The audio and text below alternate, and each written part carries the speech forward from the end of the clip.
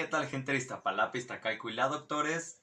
Esto es La Araña y el Horror y mi nombre es el sujeto trascendental. El día de hoy vamos a hablar de los fantasmas de Guillermo. Aquí un par de datos curiosos que tal vez ustedes no conocían. Número 1. ¿A que no sabías que Guillermo del Toro había presenciado cadáveres desde los 4 años? Número 2. ¿A que no sabías que Guillermo del Toro trabajó en un hospital psiquiátrico colaborando desde los 14 años? Número 3. ¿A que no sabes que Guillermo del Toro ha presenciado asesinatos desde muy corta edad? Que esto en realidad pues no es tan ajeno a la sociedad mexicana en la cual vivimos. Desafortunadamente tenemos muy normalizada la violencia. Número 4. ¿A que no sabías que Guillermo del Toro había presenciado incineraciones desde muy niño? Número 5. ¿A que no sabías que Guillermo del Toro visitaba cementerios? Y número 6. ¿A que tú no sabías que Guillermo del Toro padecía de sueños lúcidos? ¿Y qué son los sueños lúcidos? Por ejemplo, en un sueño normal, pues las personas como que somos ojos que estamos viendo lo que está sucediendo.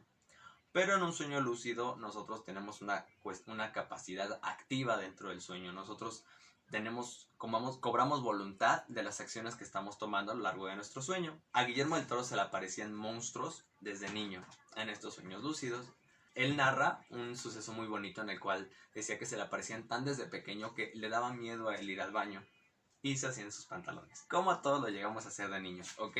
Entonces, en una ocasión, se despertó y estaba en medio de un sueño lúcido, estaba rodeado de monstruos y Guillermo del Toro se tuvo que acercar a estos monstruos en su sueño lúcido y hablar con ellos y decirles que pues había que ser aliados, había que ser amigos y que si a él le dejaban ir al baño, él les juraba que iba a ser amigo de los monstruos toda su vida. Creo que esta es una anécdota que de alguna manera predijo la relación que el director cinematográfico guarda con su cine.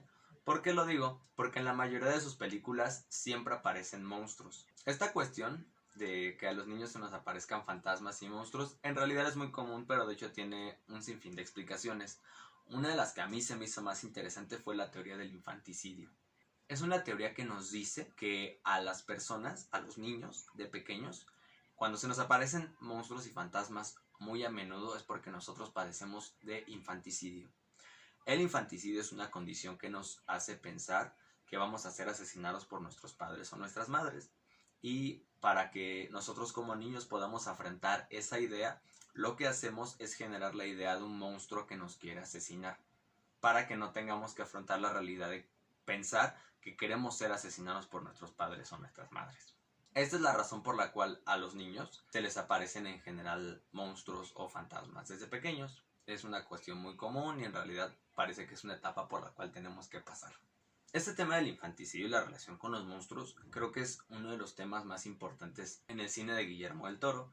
Él es de estos directores que no se relacionan con los monstruos de la misma manera en la cual se suelen relacionar la mayoría de los cineastas. ¿Qué quiero decir con esto? En la mayoría de las películas de terror, los personajes que deberían de darnos miedo, en realidad lo hacen. Y eso es muy predecible y es muy aburrido. En el cine de Guillermo del Toro, esto no sucede. En muchas de sus películas nosotros podemos ver cómo es que los personajes que en realidad pensaríamos al principio que son oscuros, en realidad son los nobles o los buenos en la película. De esto podemos ofrecer un par de ejemplos interesantes. En la película del orfanato, recordaremos que es esta cinta donde una madre pierde a su hijo y se interna en un orfanato y se pasa toda la película buscándola. Y entonces, para encontrar a su niño, ella tiene que ponerse a jugar con los fantasmas que habitaban dentro de ese orfanato. Estos fantasmas dentro del orfanato eran niños que habían fallecido en el orfanato años atrás. Y entonces está esta secuencia padrísima del 1, 2, 3, toca la pared. 1, 2, 3, toca la pared. Y recordarán que se le aparecen los fantasmas, comienza a jugar con ellos y ellos le enseñan dónde es que se quedó perdido el niño. Esto en una película de terror convencional no sucedería. La fantasía suele ser una manera con la cual se puede afrontar la realidad de una manera codificada. ¿A qué me refiero con esto? Tal y como les estaba hablando con el infanticidio, en el cual los niños, para no tener que afrontar el trauma de pensar que van a ser asesinados por sus padres, se imaginan monstruos que los van a asesinar a ellos. En la literatura de fantasía es de esa manera, para que nosotros como seres humanos podamos afrontar la realidad, creamos universos de fantasía bajo los cuales podemos afrontar esos problemas de la realidad. Cualquier historia fantástica que ustedes se imaginen, de alguna manera nos está queriendo expresar algo de la realidad. No es solamente querernos narrar una historia asombrosa, sino que los símbolos y los elementos que van introduciendo en la película nos están queriendo expresar algo del mundo. Por ejemplo, la historia de Frankenstein en realidad es una historia de cómo es que los seres humanos tendemos a discriminar a otros seres humanos. Frankenstein en realidad podría ser un homosexual, podría ser una persona de color, podría ser una persona de una identidad diferente, y la historia seguiría preservando su contenido. Es la historia de alguien que ve como un monstruo a alguien que es diferente, solamente por la cuestión de ser diferente. En el universo de Guillermo del Toro es muy similar. Esto se puede contrastar en una infinidad de películas. Por ejemplo, en El Orfanato, los niños fantasmas son en realidad nobles y buenos. Y al principio, a pesar de que al principio dan miedo, son estos niños los que ayudan a que la protagonista logre encontrar a su hijo muerto. La Cumbre Escarlata son los fantasmas los que siempre le están indicando a la protagonista que no debería de ir a la casa, que no debería de hacerle caso a Tom Hiddleston.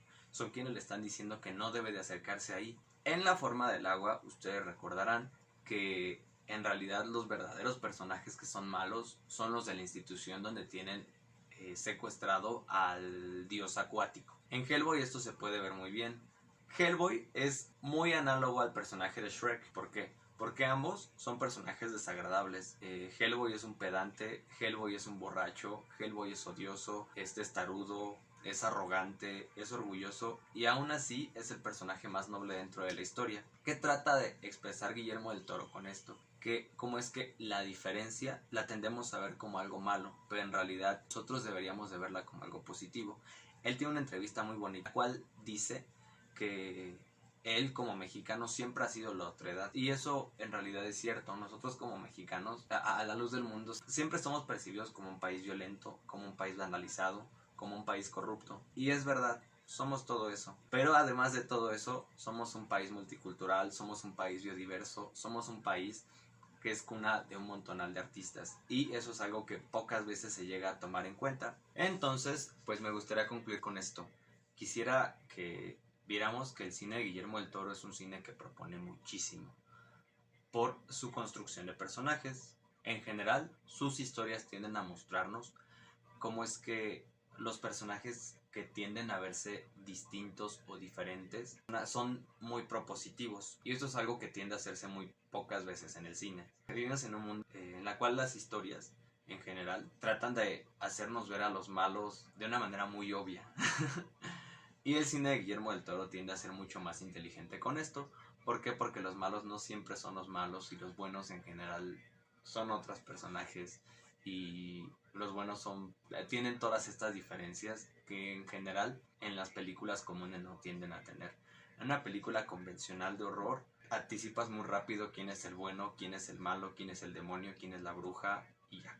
En las películas de Guillermo del Toro no es tan fácil anticipar esto. No porque las historias sean muy difíciles de entender, sino porque los personajes que nos construyen, personajes de Guillermo del Toro, tienden mucho a la rareza, porque él busca mostrarnos cómo es que todo esto que nosotros contemplamos como diferente en realidad es algo positivo. Guillermo del Toro piensa que todo el cine es político, y creo que en eso él tiene mucho de razón. Necesitamos pensarnos bien cuando nosotros vemos una película, qué es lo que nos están queriendo decir, qué es lo que buscan mostrarnos cuando nos dicen quién es el bueno y quién es el malo.